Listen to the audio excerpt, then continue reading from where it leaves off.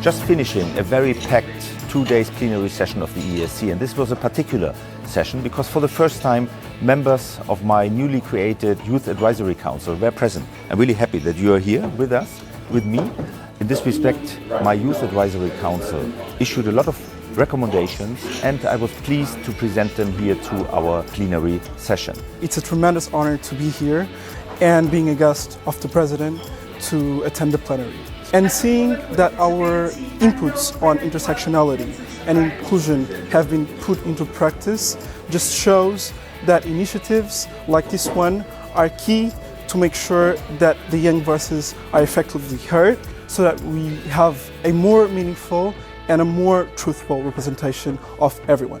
Yesterday we debated the status of women and how to strengthen equality, women's rights worldwide. It was just our preparation for the UN Commission on the Status of Women, where an EESC delegation and myself will go and where we will raise up our voice in order to make sure that women's rights have a strong voice also at global level. And also Commissioner Labib was present and supported very much our commitments and our engagements of the EESC, by the way, together with the colleagues from the African Union, ECOSOC, because we will present a joint declaration in New York.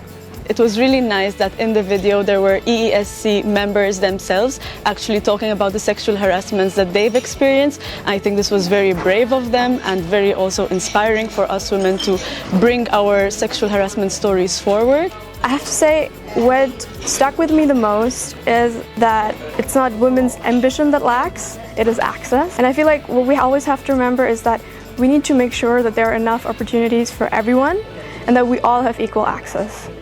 We also discussed the question of competitiveness and how to strengthen the single market. Here we had a very good debate with Commissioner Albuquerque.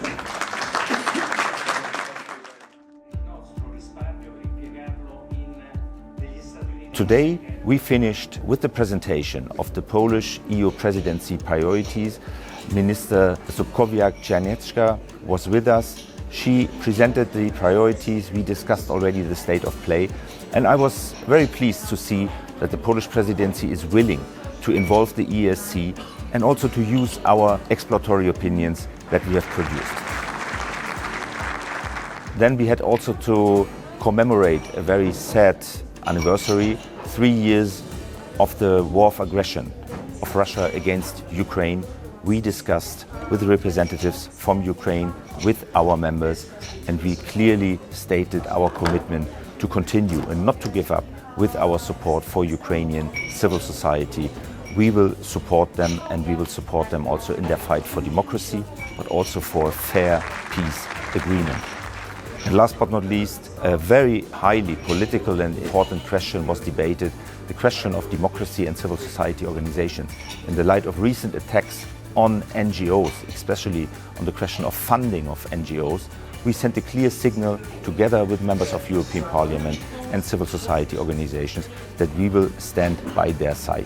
Democracy is not only about voting, it's about listening, it's about letting everyone have their voice. I think it is extremely important that we all together as EU institutions, civil society and young people work towards maintaining our core EU values. So it was a very engaging and encouraging plenary session, and once again was very pleased to have here members of the Youth Advisory Council with us. Thank you very much, and a big applause for you.